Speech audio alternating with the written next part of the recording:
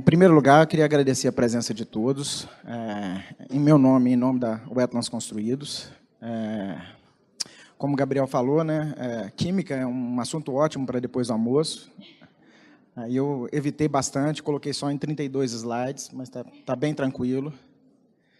Então, vamos lá, pessoal. Eu vou falar aqui uma aplicação dos Wetlands Construídos, que ela é um pouco diferente do contexto que a maioria de vocês estão acostumados, né?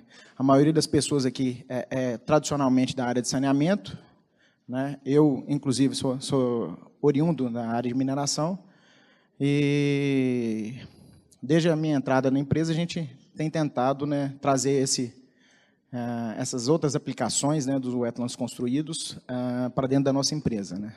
A gente está, inclusive, muito feliz, né, com a questão da aceitação desse tipo de abordagem que a gente tem realizado. Primeiro, vou falar um pouquinho da problematização, né? Quando a gente coloca assim,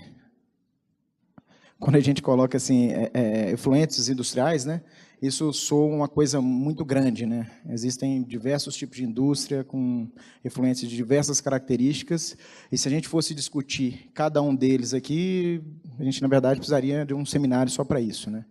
Então, até pela característica das outras palestras, eu priorizei, né, a discussão de efluentes onde o problema central não é carga de matéria orgânica, e sim outros tipos de contaminantes, principalmente contaminantes inorgânicos, né? Mesmo quando a gente desce para esse nicho aí dos contaminantes inorgânicos, a gente teria aí uma gama enorme de possibilidades, uma gama enorme de efluentes possíveis, né? Então, em função da especificidade de cada um desses efluentes, a gente vai tratar eles de uma maneira mais geral e, sobretudo, focado para a área de mineração. Por que mineração? Primeiro, né, pelo estado onde que a gente está, né? Minas Gerais é um estado de sabida tradição em mineração. Não sei o que está acontecendo nos slides, eles estão passando sozinhos, mas a gente vai voltando ele aqui. Tem essa tradição e, na verdade, a filosofia de tratamento que a gente adota para um efluente de mineração é o mesmo que adotaria para uma indústria qualquer que tivesse problema com metais, em específico. Uma outra questão é que a adoção de Wetlands Construídos vem muito de encontro com o que se precisa numa mineração quando a gente fala do fechamento dessa mina, né? Onde que você não espera ali ter gente o tempo todo cuidando daquele efluente. Então, quando você ainda tem questões de água na condição pós-fechamento de mina, soluções como, por exemplo, a adoção de um wetland construído pode ser muito interessante nesse contexto. Então, a gente vai falar muito disso. E vamos falar também de uma outra abordagem para contaminantes inorgânicos que vem surgindo bastante demanda para a gente. A gente tem sido bastante buscado para o tratamento desse parâmetro específico, que é a questão do fósforo, né? E a gente vai falar um pouquinho disso aí também. É exatamente isso que eu estou falando, né? A gente vai falar um pouquinho de metais e metalóides, focando na mineração e da presença de fósforo, né? Mas antes da gente falar sobre tratamento dessas águas de mineração, a gente precisa entender que águas são essas, né? E entender que também toda água de mineração não é igual, né? E cada água vai ter uma opção de tratamento diferente, né? Uma das principais características, já antecipando isso aí, é que os tratamentos para os efluentes de mineração, justamente por essa mistura de metais que podem estar presentes, ele vai precisar, muitas vezes, de conjugar várias etapas diferentes de tratamento, né? Antes de tudo, né, justamente porque, como nem todo mundo aqui é da área de mineração, pode não ter uma vivência tão grande de mineração, é preciso a gente entender, basicamente, o que é o ciclo de vida de uma mineração, né? Então, uma mina ela começa a ser planejada a partir de uma série de furos, né, para diagnosticar aquele corpo mineral, e depois de uma série de ensaios, né, para validar aquele corpo mineral como algo que seja economicamente interessante de ser extraído.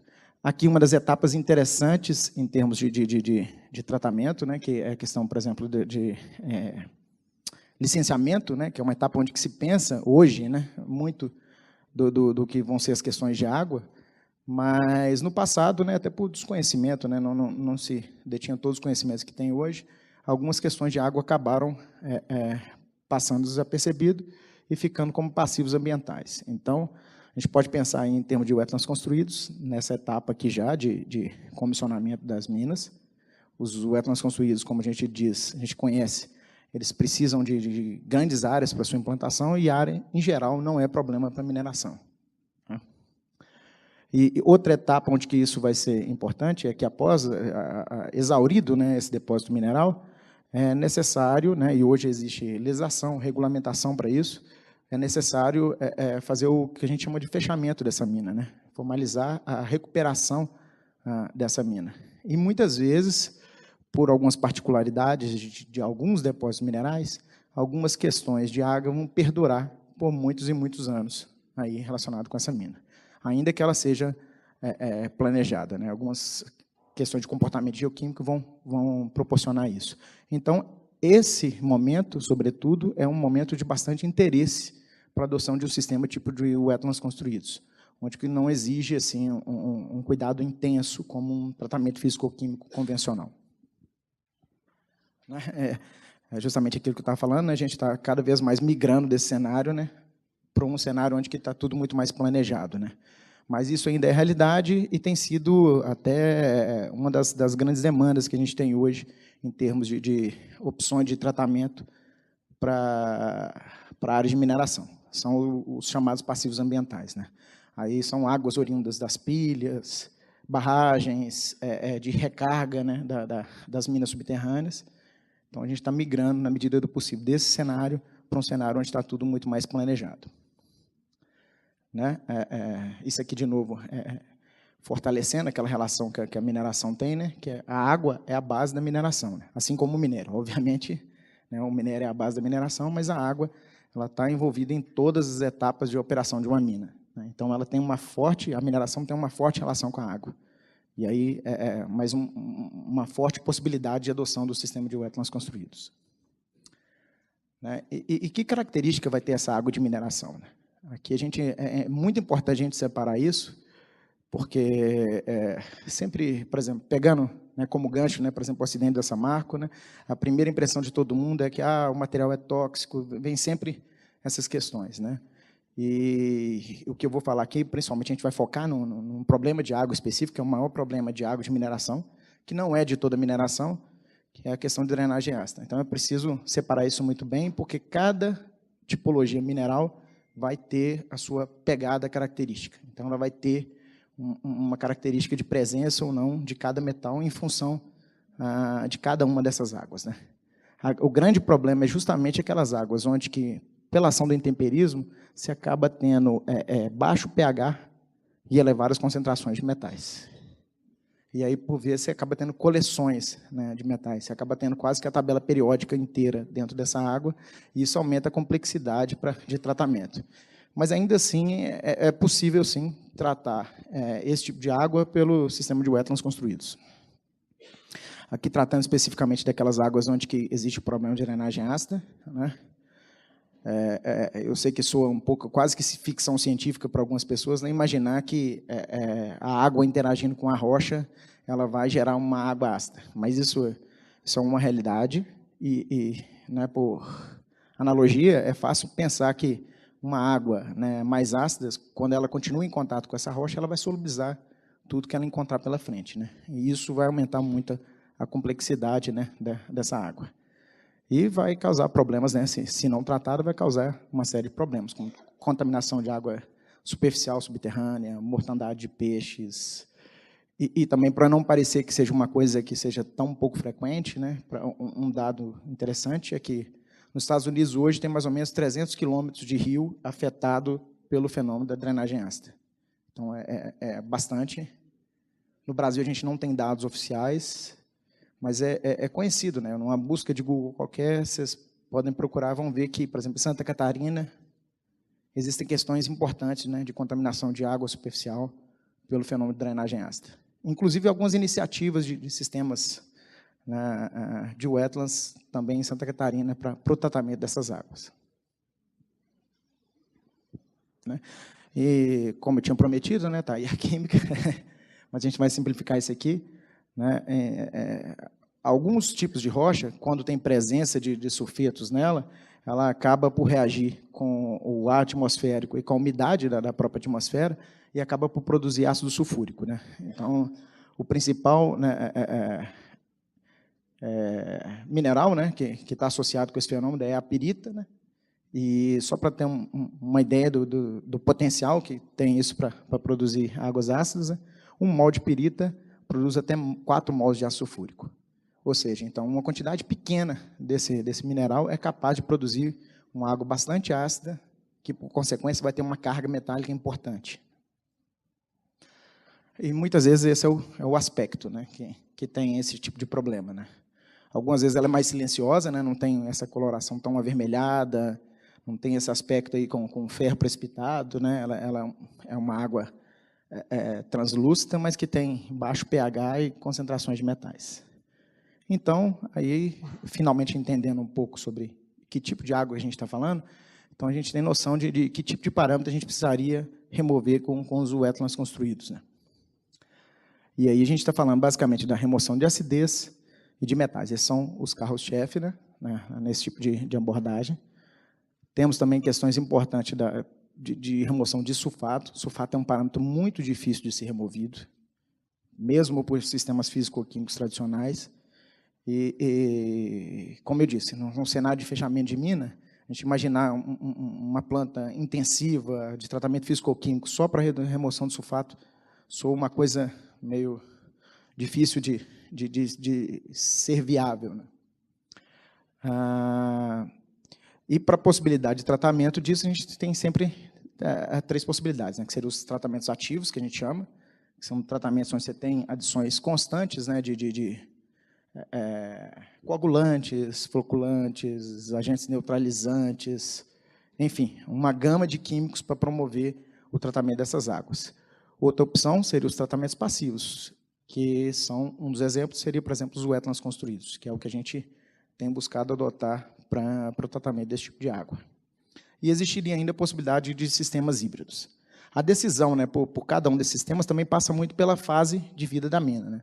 Se a vida da mina é ativa, ela ainda está em operação, é muito possível que um sistema ativo se mostre viável, entende? Por questões até de áreas disponíveis e etc. Ou até mesmo sistemas híbridos, né, visando otimizar a questão até de custos relacionados com esse tratamento. Né? Agora, falando especificamente, né, uma coisa que é muito importante nesse tipo de projeto como eu estou dizendo, tipo, cada mina em particular vai ter o seu efluente com sua característica em específico. E, diferentemente da carga orgânica, dependendo do contaminante que você tem presente, você tem que adotar uma rota de tratamento em específico. Então, isso aqui é extremamente importante, é você ter todo um cronograma, ter implantação em escala real desse tipo de sistema. Porque, muitas vezes, uma demonstração que acontece aqui nessa fase inicial, onde você busca a rota de tratamento, acaba sendo bypassada para o sistema em escala real, e é onde que acontecem as falhas. Então, isso é de extrema importância, né? Um passo muito importante são os ensaios de tratabilidade, onde que o objetivo é demonstrar se aquela rota que foi pensada para o tratamento, ela vai ser viável. A demonstração em escala piloto é outro passo importante, porque muitas vezes na escala dos ensaios de tratabilidade, você acaba tendo problemas em termos operacionais, né? Porque nesse tipo de sistema, a coisa não está tão bem documentada ainda como é para a remoção de carga orgânica tradicional. Nesse tipo de sistema, por exemplo, as taxas de aplicação ainda não são uma verdade absoluta, até pela questão da particularidade de cada um desses efluentes. Então, obedecer todas as etapas de projeto é algo extremamente importante nesse caso, até chegar nos sistemas implantados em escala real. Alguém pode perguntar se existem sistemas em escala real, né, para esse tipo de aplicação. Sim, existem. Existem alguns no Brasil. Eu participei, inclusive, das implantações de alguns. Entretanto, muitas vezes esses sistemas acabam falhando porque as pessoas imaginam, muitas vezes, que pouco cuidado menos intensivo, significa nenhum cuidado. Então, esse é um dos grandes problemas que tem com essa questão. E outros motivos para a falha, muitas vezes, é justamente bypassar alguma dessas etapas.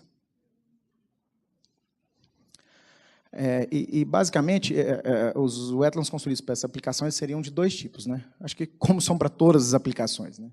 São os wetlands aeróbicos, os wetlands anaeróbicos. Isso não quer dizer que a gente tenha única e exclusivamente um ambiente desse, totalmente aeróbico ou totalmente anaeróbico dentro do sistema de wetlands construídos. Mas a gente tem ferramentas de engenharia, né, questões de ferramentas de hidráulicas, justamente para favorecer esse ou aquele ambiente e condicionar a opção de tratamento que a gente quer. E por que eu estou ressaltando isso? É porque justamente por causa disso aqui. Essa tabelinha periódica, eu gosto muito dela, eu uso ela praticamente em todas as apresentações, porque ela separa muito bem. Isso aqui começa a dar uma ideia de por que eu falei que a gente precisa de conjugação de sistemas, né? Alguns metais eles vão ser melhor removidos pela via aeróbica. Em contrapartida, outros pela via anaeróbica. E existem alguns que são bem removidos pelas duas. E o que acontece na prática, né, a chamada lei de Murphy, a gente nunca vai ter exatamente o mesmo grupo acontecendo no mesmo efluente, né? A gente vai ter sempre mistura desses elementos. Então, isso te obriga a ter uma etapa aeróbica, seguida de uma anaeróbica, ou o contrário. E aí você começa também a ter influência, por exemplo, na medida que você muda a característica do efluente para anaeróbico, você começa a interferir nos mecanismos de remoção dele. Então, são sistemas bastante complicados de serem concebidos, né? Dois parâmetros que são dos mais difíceis de serem tratados, quando a gente está falando disso, é o manganês e o sulfato, e quase que invariavelmente os dois sempre acontecem juntos. Então, isso tudo dá a dimensão da complexidade e a necessidade de todas aquelas etapas de projeto que eu citei anteriormente, né? Isso aqui é só para dar uma ideia, né? Não vou ficar persistindo em cada uma dessas equações, de qual que é a via que a gente usa, né, para o tratamento desses efluentes, né? Como eu disse, os efluentes lá da drenagem ácida vão ter, invariavelmente, elevadas concentrações de sulfato, né? Já que a sulfúrica é o produto que é produzido na oxidação desses sulfetos. Então, a principal via que a gente usa é justamente essa redução de sulfato a sulfeto para provocar a precipitação da maioria dos metais. Isso parece simples na prática, entretanto, se a gente pensa na característica desse efluente, ele é desbalanceado no que diz respeito em termos de ter cargas orgânicas, né? A maioria dos efluentes de mineração, eles não vão ter cargas orgânicas elevadas. Então, aí começa o problema. A gente precisa da carga orgânica para o micro-organismo redutor de sulfato realizar a redução de sulfato e provocar a precipitação de metais. Então, como é que a gente resolve isso na prática? Trabalhando muito no meio suporte, na composição desse meio suporte. Então, essa que é a grande, digamos, engenharia da coisa, né? Existe, né, no imaginário coletivo, né, uma coisa meio Discovery Channel, que tem plantas que vão lá, vão retirar aquele metal e vão despoluir a água, mas não é bem assim. Basicamente, aqui, quando a gente trata de sistemas para esse tipo de aplicação, a gente está falando principalmente do meio suporte. Então, a engenharia está muito no meio suporte. Aqui, falando um pouquinho, né, eu vou passar rapidamente sobre essas questões, são só as etapas, né, dos ensaios de tratabilidade, né? Porque, eu disse, a gente geralmente coloca uma fonte de matéria orgânica, que, na maioria das vezes, é uma fonte sólida, né? A gente não fica com adição, por exemplo, a gente poderia, por exemplo, usar esgoto, mas imagina uma adição contínua num site de mineração, um estágio de fechamento de mina numa área remota. Ficou tão complicado quanto um tratamento físico-químico. Então, a questão de definição de que matéria orgânica utilizar é extremamente importante. Então, muitas vezes, o que a gente faz são ensaios respirométricos, né, para determinação de qual substrato a gente tem aí melhor resposta dos micro-organismos ali presentes, de que forma a gente estimula melhor esses organismos redutores de sulfato. Dessa etapa, em geral, a gente passa para uma etapa, né, de demonstração do princípio químico, né? Esse aqui é uma plantinha que a gente operou recentemente, né, para 4 minas diferentes, né, com efluentes com 4 características diferentes. E se a gente reparar que cada sistema tem um desenho diferente, justamente pelo aquilo que eu estava falando, né? Cada metal ou cada parâmetro de interesse vai ter sua rota de remoção específica. Então, isso aumenta bastante a complexidade desse sistema. É bastante complicado, né, fazer a demonstração nessa escala, justamente pela dificuldade de manutenção dos critérios de operação dos sistemas em escala real, né? Questão de taxa de aplicação, tempo de detenção hidráulica. Então, tem todos esses critérios que têm que ser levados em consideração, mas que são muito difíceis de ser operados nessa escala. Mas também queimar essa etapa também pode condicionar a queimar a opção de tratamento por esse tipo de sistema. Né? Aqui um pouco daquilo que eu estava falando, né? Quais são os mecanismos principais de remoção. E a maioria deles, né, vai estar relacionado com o meio suporte. Até a questão mesmo, por exemplo, do papel dos micro-organismos vai estar associado também com esse meio suporte. O desenvolvimento desse micro-organismo junto a esse meio suporte. E os mecanismos minoritários vão estar relacionados com a planta. Né? A planta vai ter alguns papéis, né, sobretudo de manutenção, né, da permeabilidade hidráulica desse meio. Isso é muito importante nesse tipo de sistema, quase que mais do que nos sistemas para tratamento de cargas orgânicas, porque aqui a gente tem a precipitação química.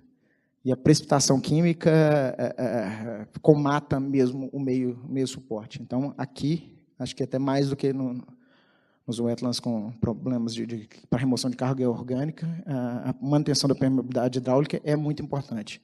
Então, a presença dos vegetais, das plantas, é muito importante nesse sentido.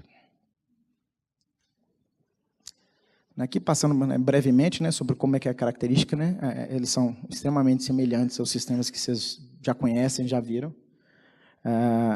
Aqui, o que acontece, por exemplo, no preenchimento de um leito como esse, você faz o preenchimento com material do meio suporte, geralmente misturado com fontes de matéria orgânica, que vai ser aquilo que eu disse, que a gente precisa ter matéria orgânica, ao contrário do que se faz, geralmente, né, onde o wetland é para remoção de matéria orgânica, aqui a gente precisa ter matéria orgânica para promover a atividade dos redutores de sulfato. Né? Então, a gente coloca matéria orgânica.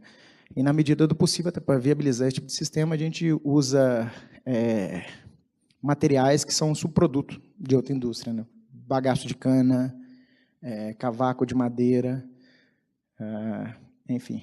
E os wetlands anaeróbicos, né, justamente que vai acontecer essa degradação matéria orgânica e vai manter ali uma condição de potencial redox baixa, eles são ideais para sistemas onde você não tem, por exemplo, concentrações muito elevadas de ferro, de alumínio. Então, ele vai ter aplicações específicas. Se a gente voltar lá naquela tabela periódica, vocês conseguem identificar facilmente para quais metais eles seriam mais interessantes de serem utilizados. Já duas características bastante distintas dos wetlands anaeróbicos e aeróbicas vai ser justamente a profundidade desses sistemas. Como eu disse, a gente não consegue garantir que a gente tenha só um ambiente nesses wetlands. Então, a gente tem, às vezes, a conjunção dos dois, mas a engenharia que a gente trabalha neles garante a gente favorecer um ou outro ambiente. As wetlands aeróbicas elas vão ser sempre construídas assim, com muito pouca profundidade, justamente para permitir a entrada de incidência solar, favorecer a aeração desses sistemas. E eles são melhores para pHs, águas onde tem o pH muito próximo da neutralidade. Né? Muitas vezes, essa acaba sendo sempre a segunda etapa dos sistemas que a gente trabalha, que ele vai ser justamente para fazer um polimento. Como o ferro, que vai ser sempre um elemento mais presente em questões de drenagem ácida, ele também é removido na via anaeróbica, a gente acaba usando esse sistema para um polimento final, porque os limites, por exemplo, de ferro e, sobretudo, de manganês são muito baixos, os que são permitidos na legislação. Então, você acaba tendo que ter uma etapa dessa no seu sistema para possibilitar o total enquadramento desse efluente. Né? O sulfato, que eu disse que é o outro parâmetro de difícil remoção, ele vai ser basicamente removido em sistemas como esse. Então, essa matemática, né, de conjugação desses sistemas, mais a escolha correta, né, dos materiais que vão compor o meio suporte, não só da escolha, mas também das proporções de mistura, é que vão garantir o sucesso desse tipo de aplicação. Né? Aqui eu só faço, digamos, um arremate, né, sobre a possibilidade de utilização dos wetlands construídos, né, e toda a água, né, ela pode ser tratada por um preço. Né? Então, os wetlands construídos nisso, eles são extremamente favoráveis, sobretudo naqueles cenários onde eu disse que a gente está trabalhando com fechamento de mina, porque eles possibilitam ter cuidados menos intensos. Então, quando a gente está falando de uma área remota, isso favorece bastante. Eu vou entrar logo na remoção de fósforo, que eu já estou bastante em cima do tempo. As questões de remoção de fósforo, elas têm chegado cada vez mais.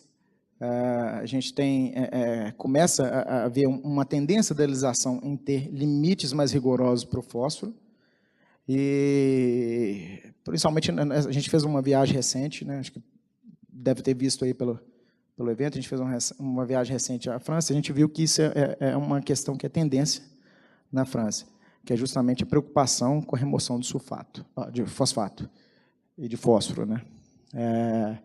E a gente começou a receber demandas, né, antes da viagem e após essa viagem, que é justamente para a remoção desse parâmetro. Esse parâmetro, nos níveis que ele costuma ocorrer nos esgotos ou em outros efluentes que tem a presença dele, ele dificilmente vai ser removido até os limites, esses novos limites que estão sendo previstos para o fósforo, com grandeza, por exemplo, de 1 miligrama por litro, pelo sistema de tratamento de esgoto convencional. Então, você precisa de etapas de pós-tratamento para adequação. Uma das possibilidades são os tratamentos físico-químicos tradicionais, e outra possibilidade, que é o que a gente viu lá fora, que está muito forte, é a utilização de escória de siderurgia para essa aplicação. Isso, no contexto do Brasil, é bastante interessante, porque a gente tem uma indústria siderúrgica forte, de presença em várias regiões do Brasil, né? Lógico que o Brasil, por todas as suas particularidades, né, ele vai ter essa questão bastante distinta da Europa, né? Mas a gente tem muita escória para ser utilizada como material para remoção de fósforo, né? Só que existem particularidades também, e a gente está, inclusive, muito preocupado com essa questão, né? Porque a escória de cada uma siderúrgica ela vai ser diferente. Mesmo dentro da própria siderúrgica, você vai ter materiais com características diferentes, né? E isso vai ser muito em função da mineralogia dessa escória, né? Então, você pode ter escórias que vão ser ter teores maiores de calcita e teores maiores de minerais com magnésio, e isso vai influenciar diretamente nos mecanismos de remoção, ou seja, vai modificar a possibilidade daquela escória em remover o parâmetro fósforo. Então, isso está muito forte fora do Brasil. Eles têm, inclusive, um consórcio, né, feito entre a indústria siderúrgica, entre a universidade e entre as empresas de wetlands construídos, que é justamente para pesquisar e desenvolver critérios, né, de utilização desse material para remoção de fósforo, né? O SLASORB é um consórcio francês para aplicação desse material na remoção de fósforo, né? Aí aqui eu até coloquei uma ideia, né, de granulometria, que essa é uma outra questão, né, porque muitas vezes a escória é gerada na siderurgia, numa característica granulométrica que foge ao que a gente precisa para aplicação, né? Então, tudo bem, isso pode ser adequado, mas é mais um custo associado, né? Então, todas essas questões são importantes, né? Tem sido uma preocupação do SLASORB, e é uma questão que a gente está tentando trazer para o Brasil. A gente está desenvolvendo parcerias e tem realizado projetos focados na utilização de escória de siderurgia para remoção de fósforo. Isso aqui é só para mostrar, né, tipo, a parte da estrutura do SLASORB, né? A gente vê aqui que eles estão hoje praticamente testando toda a escória de siderurgia disponível na Europa. A gente vê que essa é uma grande estrutura, mas que também não é impossível, né, de ser construída e implantada aqui no Brasil, né? Então, esse é onde que a gente quer chegar em relação a essa questão do fósforo, né? Como eu disse, né, o Brasil tem algumas particularidades, né? A primeira delas é justamente a nossa dimensão continental, né? A gente, por exemplo, está falando muito, ressaltando muito o papel da França, né, nesse desenvolvimento, né, desse trabalho com fósforo. A França, aqui, só para ter uma ideia, ela tem mais ou menos o tamanho da Bahia, né? E só para a gente ter uma ideia, a gente está falando que a França, hoje, ela tem um número de wetlands construídos do mesmo proporção que a gente tem de qualquer tipo no Brasil, né? Então, a realidade lá é outra, né? Mas isso também não quer dizer que a gente não possa, né, ter esse tipo de abordagem no Brasil, né? É lógico que isso vai estar, o frete, né, vai ser um grande limitador da utilização das escórias de siderurgia, né? Eu vou até passar um pouco mais rápido nisso, mas isso invariavelmente vai passar por uma análise financeira para a aplicação desse tipo de tecnologia, né? A gente tem trabalhado também nesse sentido, e trabalhado também no desenvolvimento, na determinação de características dessas escórias, das escórias brasileiras para esse tipo de utilização, justamente para a gente conseguir viabilizar esse tipo de uso, né? Porque um tratamento físico-químico convencional somente para remoção de fósforo, às vezes soa até como, né, algo bastante complicado, né? Ficar produzindo lodo para tratar um esgoto já tratado, né? Praticamente para pós-tratamento. Então, isso passa invariavelmente pela uma análise financeira e é um dos pontos-chave que a gente tem trabalhado, também para não parecer que é uma coisa, né, que é um sonho, é um delírio, né? Então, passa por isso. Aqui é só mostrando basicamente um trabalho que a gente tem desenvolvido em parceria com a ThyssenKrupp. A gente vai utilizar, vai construir um sistema como esse para estudar 3 escórias diferentes que eles têm disponível, né? Essa parceria está consolidada, a gente está no momento de construção desse tipo de sistema. Então, em breve, a gente vai ter dados, né, dos nossos sistemas que vão poder dizer se seria viável ou não a utilização dessas escórias como material para remoção de fósforo, né? Essa aqui é só uma simulação virtual do sistema que vai ser implantado.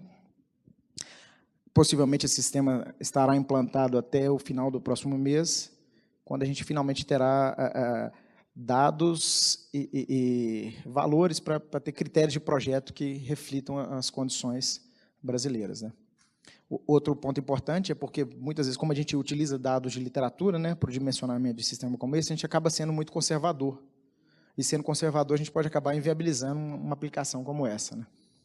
Esse aqui são só fotos de um sistema para uma outra aplicação, mas é uma foto que dá uma ideia, né, de como é que serão os sistemas que serão implantados dentro dessa parceria.